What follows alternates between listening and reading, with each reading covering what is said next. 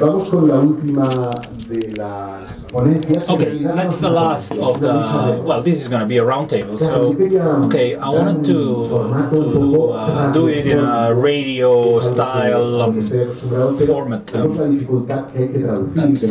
Well, we have to be translating at the same time, so we cannot talk all at the same time. So I'm gonna throw a question and you can answer, and then the public, the audience can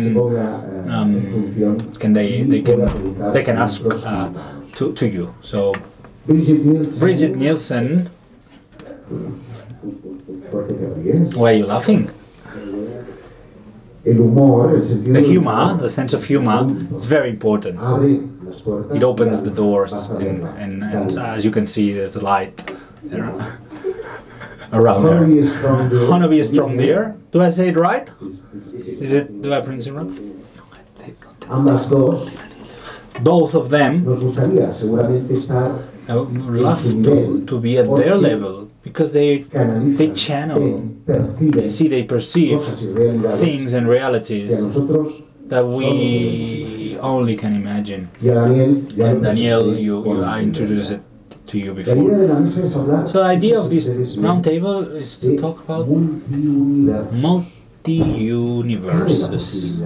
Is there a possibility that when we talk about extraterrestrial, in reality we're talking about beings, they are in other dimensions?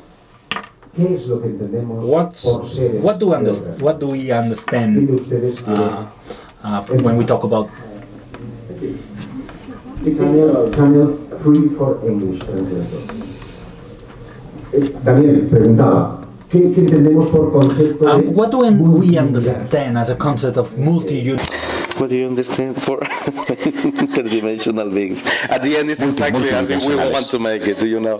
So what do you understand as for interdimensional beings? What do I understand them to be? Yes, what is that? What could be an interdimensional being? I think we were talking about the topic being interdimensional and multidimensional and higher dimensional being. And when you get to those levels, it really does feel like it all becomes one thing, because they become so multidimensional. So it's going from that place, I mean, for me at least, going from the physical and expanding that frequency to quasi-physical and non-physical, and then going on and on and on, which then becomes interdimensional and hyperdimensional. What about you? The way I see it is that we are all multi-dimensional beings, actually. Whether we can remember and recognize that is something different. To be multi-dimensional is to recognize that you are existing, each and every one of you in this room, on multiple levels. The thing that separates these different levels is frequency and vibration.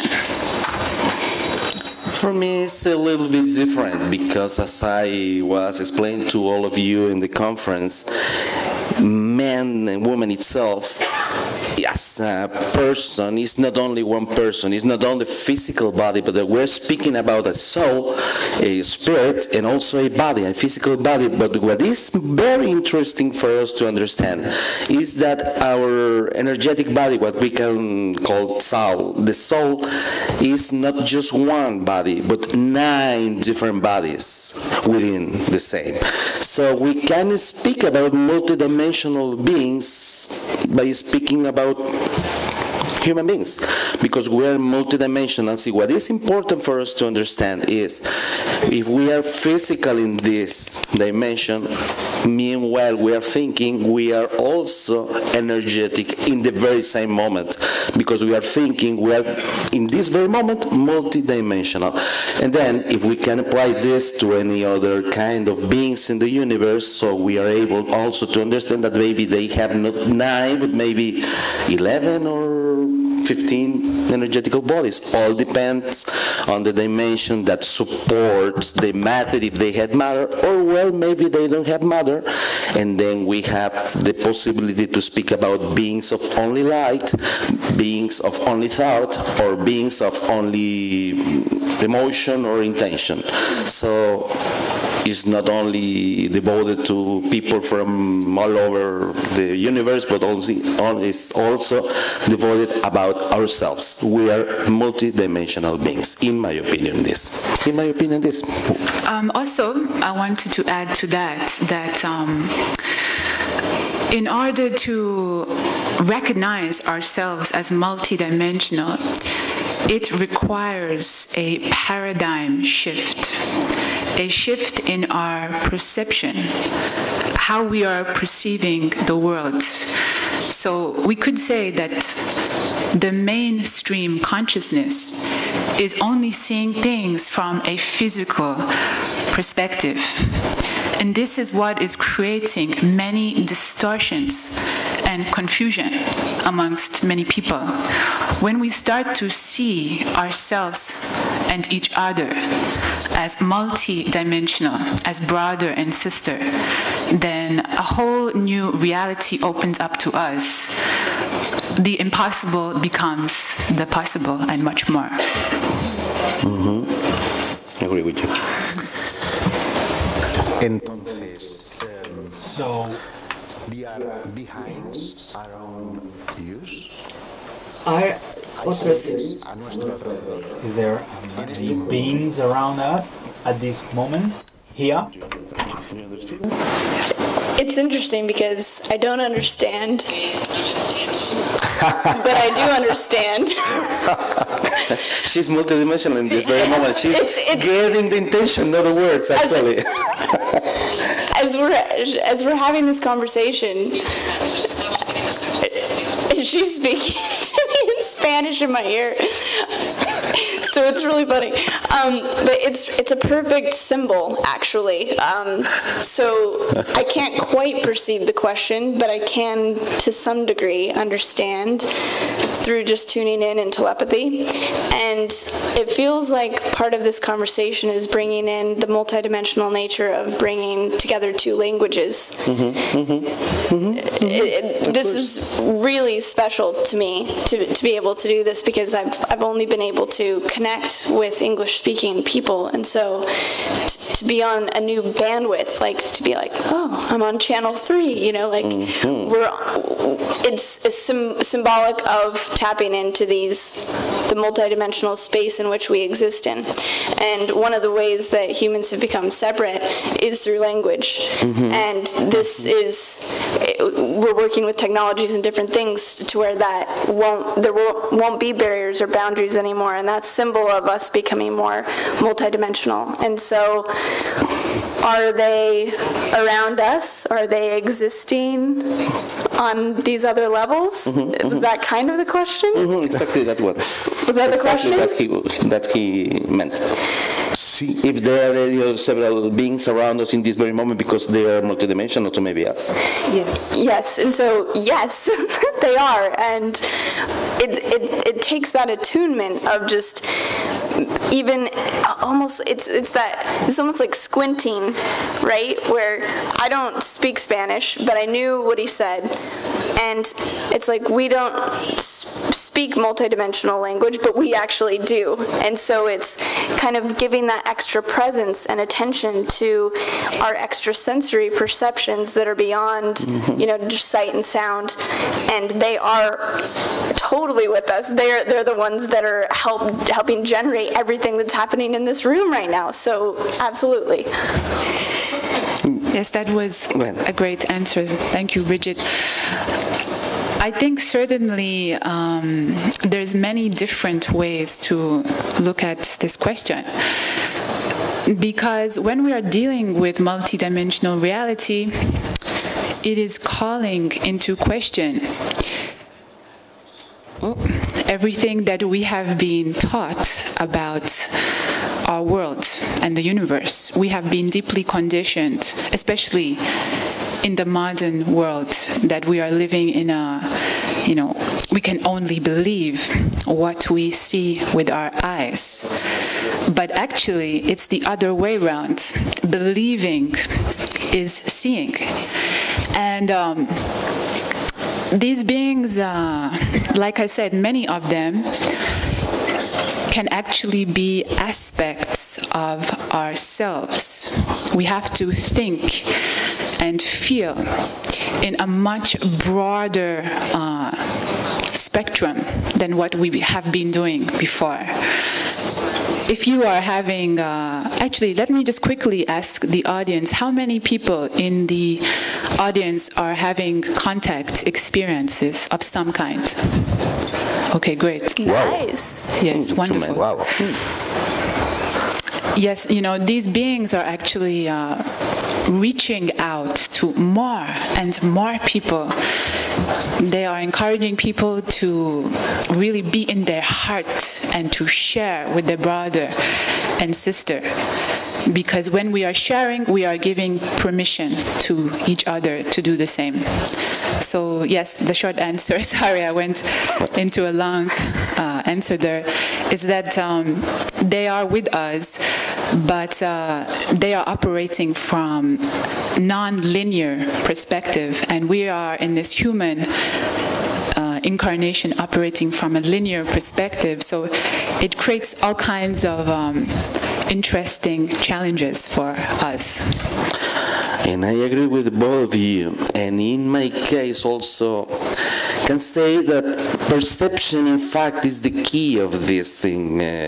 I mean, to perceive, not to see, to perceive.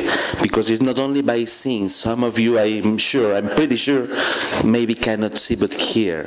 Not the clairvoyancy, but clairvoyancy. So it's very important to understand and to remember that not every single thing that is existing in this room is possible to be seen. In fact, the secret, as far as I have been understanding in these years, is to learn how to turn off the brain. Because the brain is the responsible, of course, if we study the body, it's very possible to understand that the body itself, the physical body, is just the body. But the spirit connects with the heart directly, no interference with the heart. And the brain is connected to the soul. So the soul is the responsible for doubt, for tiredness, for fear, but not the heart. The heart is responsible for happiness, for courage, for many other things. So if we are able to, not to learn, but let me use this word, dislearn, forget everything that the brain has taught us in these years, and we start to use the heart to listen to spirit, you're just in touch directly with God. So it's not more any need to be multidimensional, because you have all the dimensions in the very same moment, and that moment is the language of the heart. And this is very difficult to understand, but very easy to put in practice. So the secret is how to perceive. So I agree with both of them, because it's exactly this what is necessary to understand the multidimensionality, to understand how to isolate from that, let's say, matrix, let's say paradigm, and understand what is really within and inside us, which is the real being, not just the... De hecho, déjame aportar, ver es creer, pero sentir es estar seguro. Nice. Querías preguntar, antes de que yo siga la carga, vamos a pasarle el micrófono. Y así se hace una buena mesa redonda. As you said about this, learn not to use your brain too much to think, but how do you do that? By meditation or by meditation? Let me reply to you. Of course, I want to listen to both of them, but for me, meditation is the old way to make it. But this is the fashion way, this very moment. Just meditate, meditate, meditate. Meditate is to focus in something which is outside you. There is a new word, I can give it to you, and this is to, how could you say it? To vision, to focus in your spirit, to be there. Like you project, in fact, the name of this is projection, spiritual projection. If you project, and just remember, it's not from here, not from the third eye, not from Ajna chakra, where your thoughts comes out, but from here, from Manipura, from the chakra number 3. They spread out from here, but it's something that is needing to be outside, so kind of tentacles to perceive. And this is what you will use for meditating. No, if you project your spirit from your heart, like to put an idea outside you, but this idea is yourself, is the way you can perceive everything. Is, for instance, to travel in time.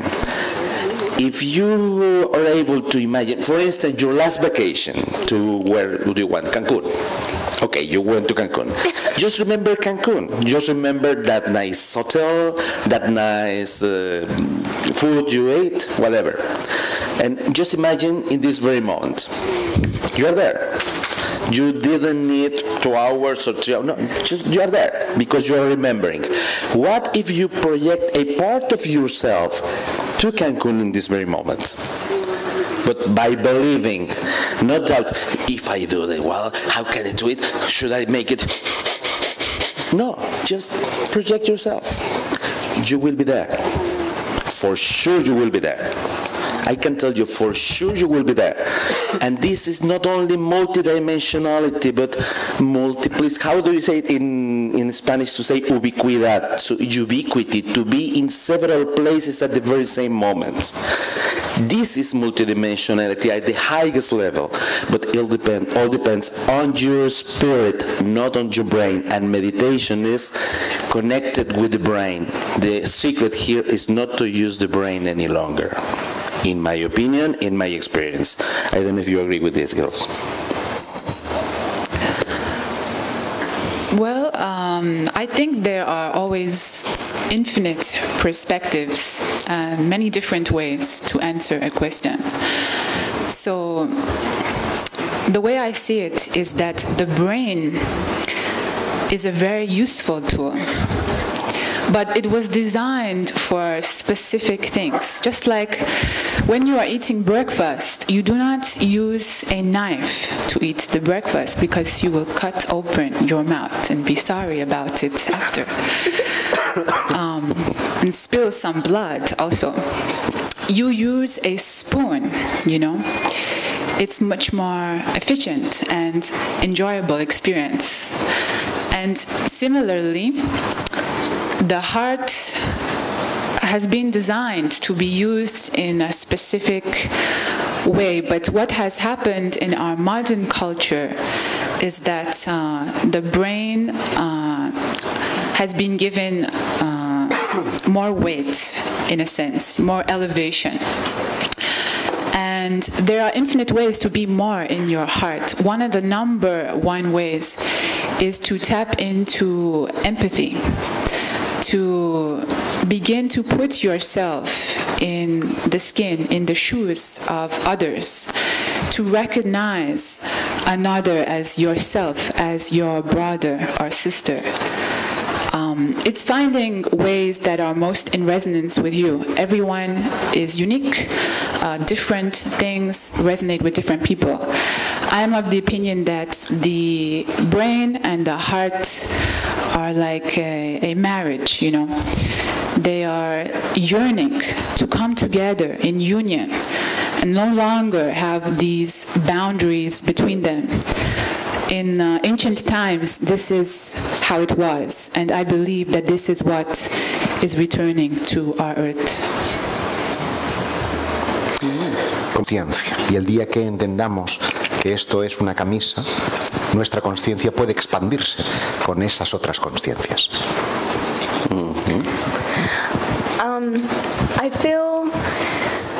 like it's also our spaceship to experience consciousness as well. Yes, yes. It does feel trapped in a certain way, and I feel like that can be truly overcome by fully accessing its magic. So when it's fully activated, and to answer your question too, along with what they've shared, which is amazing, is to go with the head and the heart and merging, is to come back fully into the body and to come fully back into presence and to come into witness of the moment. We spend most of our time, or our mind spends most of its time, in the past, in the future. And when we're truly present, which is a form of meditation, I guess you could say, which is really what it's all about, that's when the perceptible is able to be captured.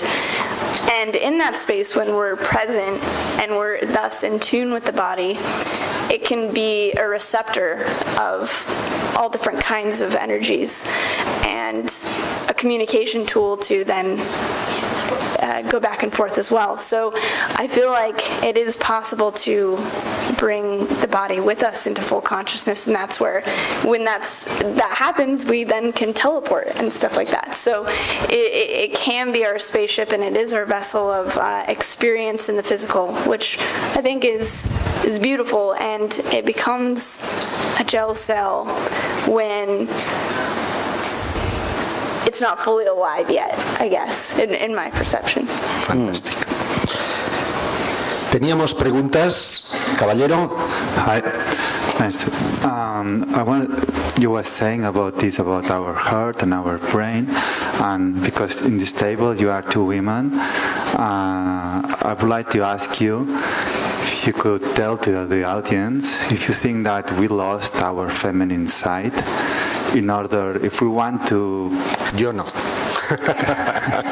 If we want to plug again with these higher dimensions, maybe we need to find again this feminine side in our society, to plug again with our heart, our emotions, and how to unplug the brain, as you were saying. No, and maybe is this going to be the key for us to ascend as society and individuals, like it was in Atlantis and previous times, I think. What do you think? Thanks. Great question. Yes, definitely. There's been, it was in that space of the feminine and that honoring, and now it's swung to the masculine, and now it's swinging kind of back to the feminine and manifesting in forms of feminism or different things like that. And to my perception, it is opening more to the feminine, and I think that's naturally inherent in the new generations coming up. I mean, I see the men as incredibly feminine, incredibly empathic, incredibly in touch with their emotions.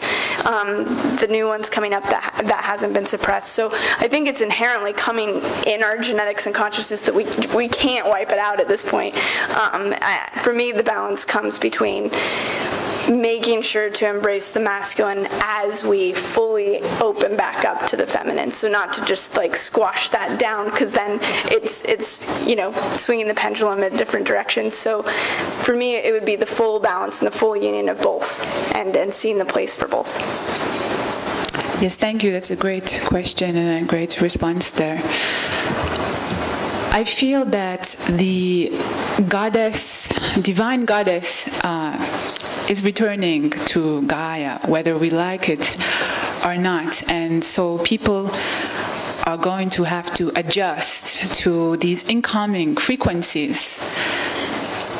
Many of these beings that I am in contact with, they have a similar message, and they are saying that, just as the person who asked the question said, that this energy is going to serve as a catalyst for transformation and change on a worldwide scale, and they are actually encouraging the woman to really step forward, to really believe more in herself, and for each of us to embrace both the divine masculine and divine feminine within us, because as you will all know that on some level we have duality and contrast, and it can be something very beautiful and also something very challenging.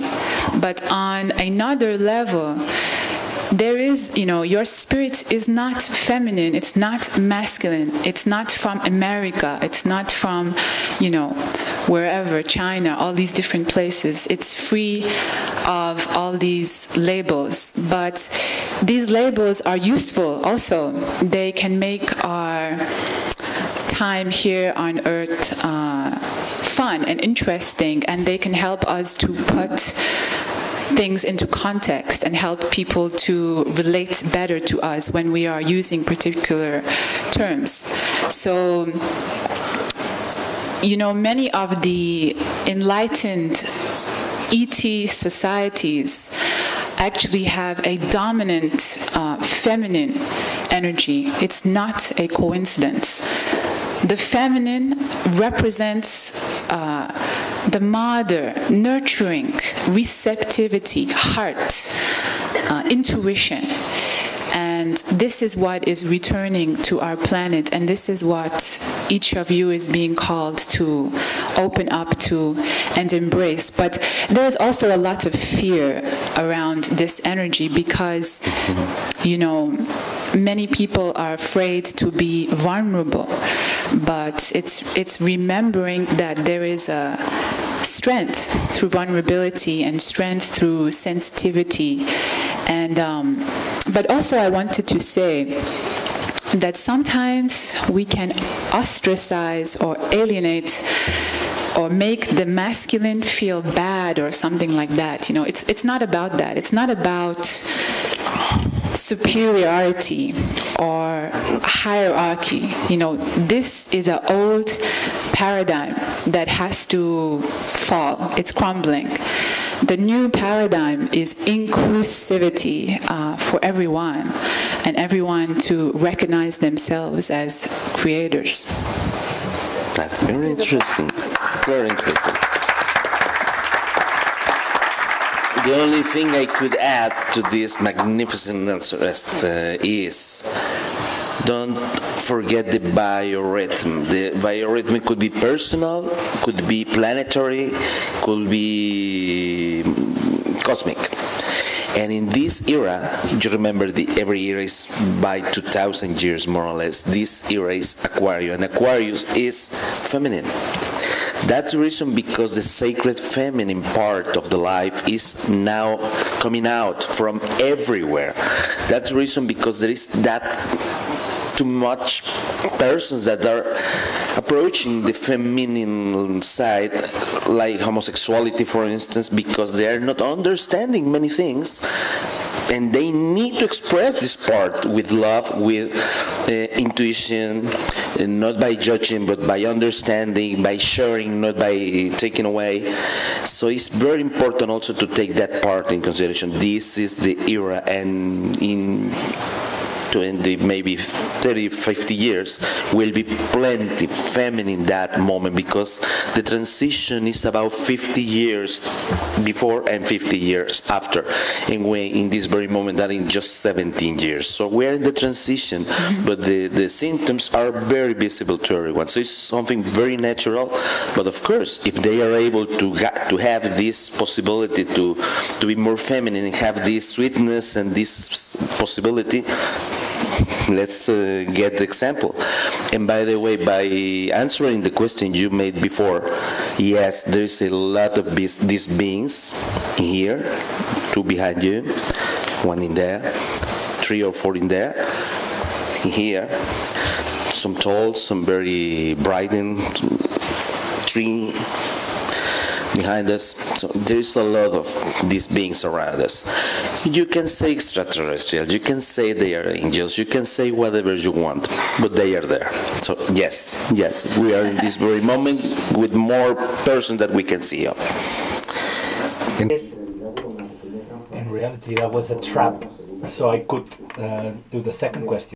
Si hay seres a nuestro alrededor, entendemos o creemos aparentemente que son seres que están en este mismo tiempo con nosotros, pero a la vez hay seres que son de otro tiempo y seres que serán de un tiempo futuro. Es decir, que el espacio y el tiempo dejan de ser dos cosas separadas para unirse. Esa revolución, ¿la creéis que puede ayudar la física cuántica a entenderlo?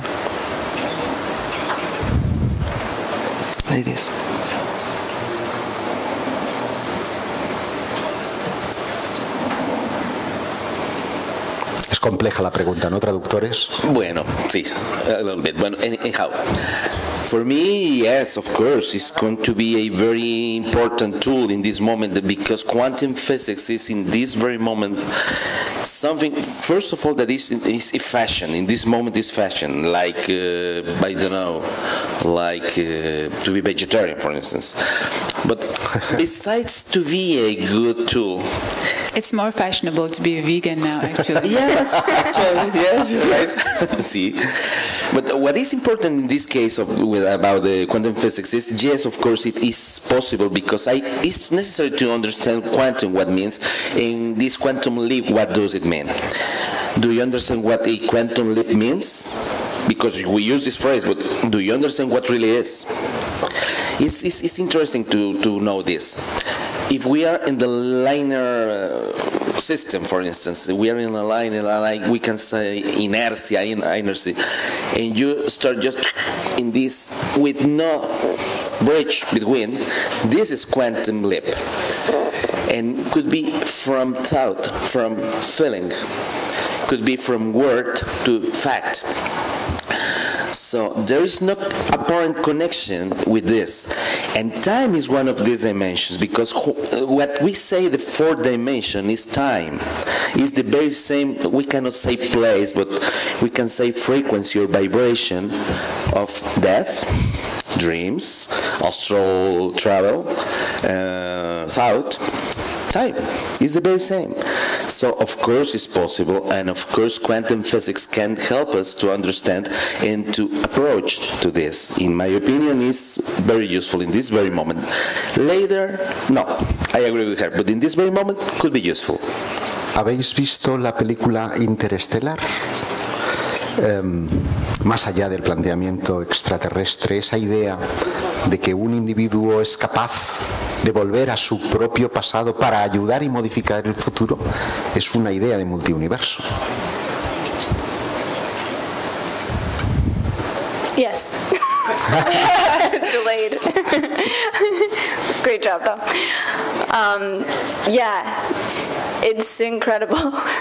I'm trying to catch the last part of the question, or like the statement. Sí, que el hecho, la posibilidad de que mi yo de ahora viaje al futuro y pueda modificar cosas del pasado para cambiar la historia. Yeah.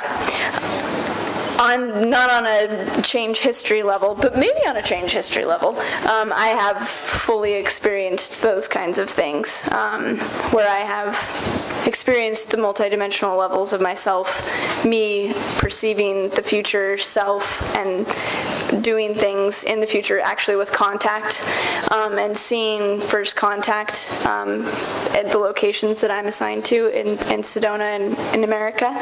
And I've seen that happen, and I've seen like my future self showing me what to do and me altering it, and then that determining my present and that engagement. And I feel like that engagement is critically important to where we're at, because to see, because in ways like we have to be able to see it, to perceive it, to then make it happen in the future, you know. So there is that engagement and that prophetic opening. And I know that a lot of you have probably in contact experiences are experiencing something that hasn't happened yet, but it has happened because it's going to be happening in the future, you know, or something that's happened in the past. And so a lot of these experiences are happening on these different levels to show us the multidimensional nature so that we understand what to do with it and are tapped into that so that we can create from that space.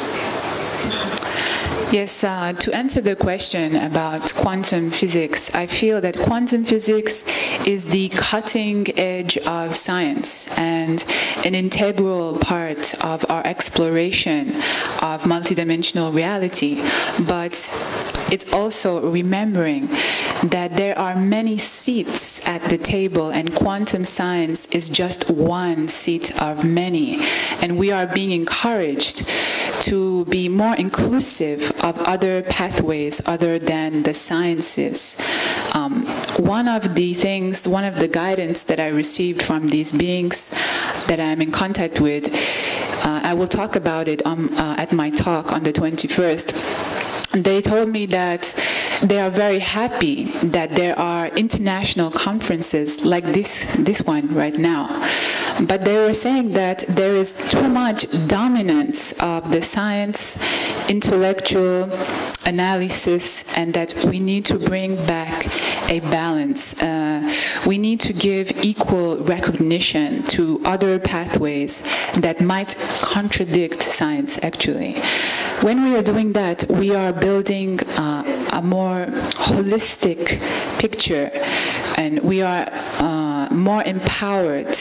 If we go to one extreme, if we are more in the heart to such an extreme, then it will it can cause problems, actually. You can imagine everyone just running around saying, hey, you know, I love you, and it could be misinterpreted and who knows what, you know. So it is, these beings are encouraging us to create equilibrium, to create balance. And as for the other question about Interstellar, yes, I think it's a fantastic movie. I feel that movies in general have a great potential to tap into the collective consciousness. In fact, they are already doing that. But many of the movies are instigating, perpetuating fear. But I'm sure you will all remember the movie E.T. You know, every time I watch that movie, I am crying a lot. It's very heartwarming. Me too. Yes, and it has planted a seed in the consciousness of humanity that the E.T. brother and sister, the majority of them have our best interest, and they see us as their little brother and sister. And they, you know, sometimes they think we're a little bit immature, you know, but they love us very much, and they want to share with us how we can move forward. And just to end that question, we are all time travelers. Where do you think you are going when you are sleeping at night, when you dream? Muy bueno. Nothing else to say, everything you said. So, I agree with them. Tenemos 10 minutos, vamos con preguntas porque si no... Adelante, caballero. Hola, buenas tardes. Lo mío no era una pregunta, era una acotación, una aclaración. Es decir, nuestro cuerpo debe ser tratado no como una cárcel, sino como un templo para estos tiempos. Y una cosa importante es la meditación y la oración, porque la oración nos pone en contacto con lo divino fuera de nosotros. Si bien dirán, tal vez todo está dentro, sí, pero bueno, nos pone en una posición de humildad ante el Dios de todos. Y bueno, este es un tiempo inédito en el cual somos llamados a conectar con nosotros mismos. No hay otra posibilidad, no podemos esperar salvataje de nadie de afuera. El mensaje es ser o no ser, como decía Shakespeare. Ahí radica toda la cuestión, y la mejor protección es esa, es contactar con el amor y bueno, que sale de nuestro corazón. La nueva telepatía es cardíaca, no es mental, no es decir, la mente superior está en el corazón. Y bueno, de ahí parte todo y a eso somos llamados. El resto puede ser ayuda o no, pero es así. Bueno, no sé si queréis comentar algo de su reflexión. Sí, te contesto en inglés en orden de respetar el sistema. Listen, I agree with you.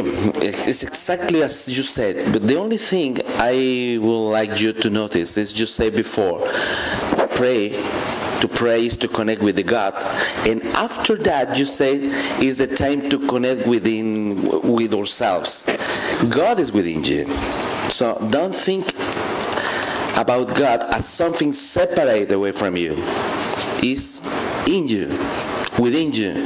You are part of it. It's not something bigger than you. It's you. It's yourself. If you're able to understand, I applaud what you say about the temple. The body is a temple, not a jail. And if you're able to understand how big, how important, how great you are, and to act in the same responsibility, consciousness, and self-sufficiency to be a God, a responsible God, an example for the others with your own example, by loving yourself, by respecting yourself, by being coherent with your with your thought, and with your act. Everything said is the only thing I would put to add in order to your concept. But I love your concept. Just think about God as part of you, or you as part of God, and not something separated away from you. It's the only way I think is really working, in my opinion. Vamos con una última cuestión. Hi, so thank you for sharing your knowledge and your experiences. So I love to learn new things, but I also love to integrate them into my life. So I would ask you if you can share one practice that you think will help to connect with your true self and be more open to spirituality or the things someone loves, and just the practice that worked for you the most.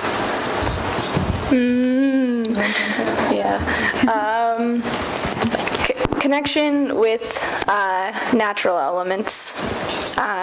Every element that we perceive, whether it's the sunlight or our water or the land, so much of it's been confiscated from our experience, and so we're used to this new synthetic world, and so anything that puts you back in touch with the natural world will put you in touch with your natural self.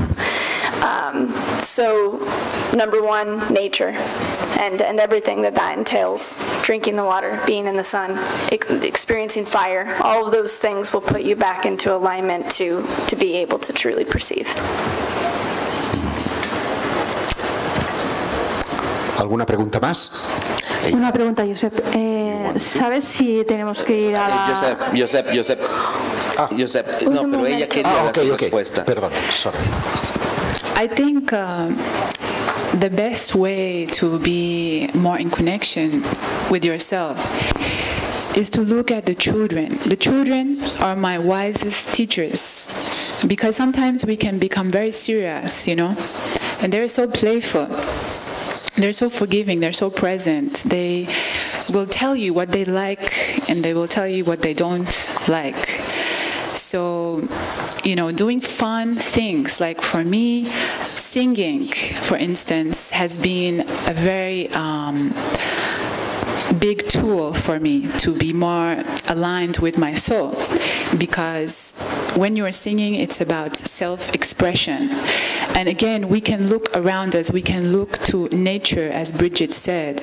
Nature is the master teacher. You know, when we look at the flower, its nature is to blossom. It does not say, well, am I good enough to blossom? Maybe I should hide or something, you know? it desires for you to smell its fragrance. It puts itself on display so that you can appreciate its beauty. And this is something for all of us to remember, because it's only distortions and fear that prevent us from really shining like the flowers that we each are. In a garden, there are many flowers, but the flowers do not fight amongst themselves about which one is the most beautiful. It's something for us all to remember. We are all unique and special and have wonderful gifts to share. So find a way that is most joyful and in resonance for you. Qué bueno. Yo creo que es un magnífico consejo para terminar esta mesa redonda. Gracias, Bridgitte. Gracias, Honovi.